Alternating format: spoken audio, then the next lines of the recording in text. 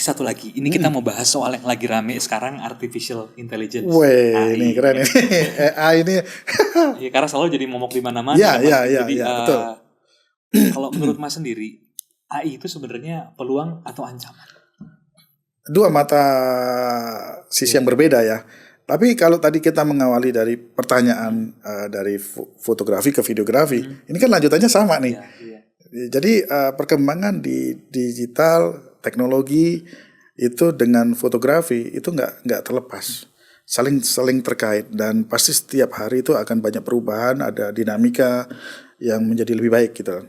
Kalau dulu kita moto susahnya minta ampun, bagaimana analog gitu ya, kemudian lampunya juga terbatas, sekarang sudah mulai macam-macam. Kemudian udah pakai digital sekarang. Lalu sekarang sudah mulai lagi ngedit udah nggak pakai Photoshop, pakai ketik aja udah bisa gitu kan. Nah, jadi ancaman nggak? Bisa jadi ancaman tertentu. Tetapi bisa jadi teman nggak? Bisa jadi membantu. Ketika kita udah punya pekerjaan yang harus cepat dikerjakan dan itu tidak menyangkut kepada integriti di lomba ya, terutama ya, tidak terkait dengan itu. Boleh-boleh aja, misalkan ada kebutuhan kantor, kita mau bikin konten gitu kan, wah mendesak, udah pakai AI gitu, boleh-boleh aja, sah-sah aja. Tapi ketika ikut lomba gitu kan, wah ini integriti yang dipertaruhkan. Terus kita bikin gitu, editnya pakai AI segala macam, klaim itu nggak benar gitu. Jadi kalau mengancam nggak juga sih sebenarnya. Oke. Nah Mas, ini kan AI ini kan memungkinkan menyulap foto yang biasa saja menjadi luar biasa gitu kan, karena faktor editing dan sebagainya. Kalau menurut Mas sendiri, ada nggak sih Mas batasan-batasannya dalam mengedit foto itu sampai mana yang masih masih dapat diterima lah?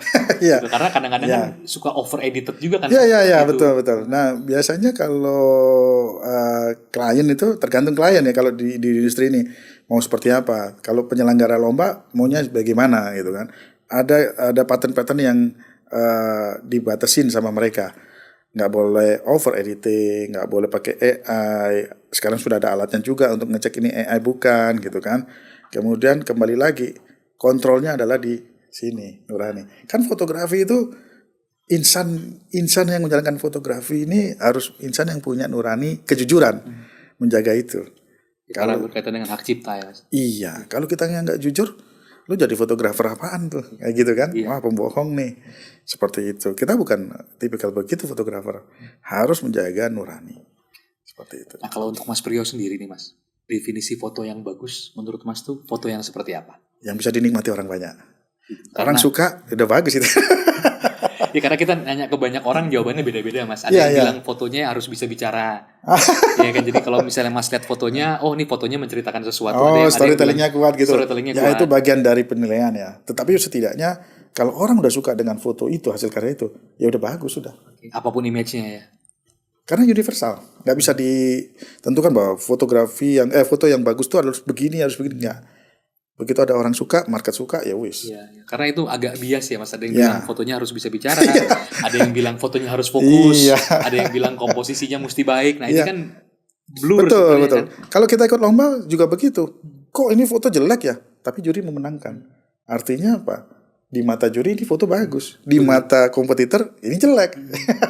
Atau sebaliknya, wah gue udah bikin foto bagus nih, harusnya juara. Kok nggak lolos? Kok nggak menang? Di mata kita sendiri itu bagus, tapi di juri nggak lolos. Makanya judgingnya agak ini ya Mas, agak subjektif ya. Karena tadi kembali hasil foto itu kan soal taste ya. Yes. Dan taste-nya Mas sama saya mungkin berbeda. Buat saya bagus, buat Mas jelek kayak begitu. Pasti kan. Ya seperti itulah. Semuanya debatable ya. Debatable. Ya. Yang penting siapa yang nilai, ya udah itu cocok lah udah. Gitu. Nah Mas sekarang AI ini kan pasti banyak dimanfaatkan di fotografi profesional terutama ya. Gitu. Jadi menurut Mas sejauh mana sih Mas dia bisa membantu itu? Ya itu tadi, kalau kita butuh kerjaan yang sangat cepat, kemudian sesuatu yang kita nggak dapatkan, misalkan ketika kita motret atau apa, bahannya nggak ada, kita bisa minta bantuan dari AI ini. Kan dia bisa mengulang kembali ke tahun berapa gitu kan, menghidupkan suasana yang tadinya sudah jadi cerita lama gitu. Itu kan bisa seperti itu. Nah, AI itu bisa ngebantu ke sana. Makanya kita harus ikuti perkembangan AI, jangan dimusuhi. Tapi kita pantau, kita ikuti sampai kita tahu batasannya sampai di mana. Poinnya memanfaatkan teknologi untuk hasil yang lebih baik ya Mas. Dan harus bijaksana juga. Betul. Ya, handphone kan sekarang juga begitu kan. Iya. Dari fungsinya hanya sebagai telepon, sekarang udah bisa bikin konten, bisa bikin video, bisa ngedit juga di situnya kan. Yang kamera nih yang saya bingung, kok dari dulu nggak bisa bikin telepon? Nanti segede apa? Ya kan, nggak bisa bikin media sosial. Nanti otomatis gym jadi laku Mas, karena pasti berat sekali handphonenya. Iya itu. Oke.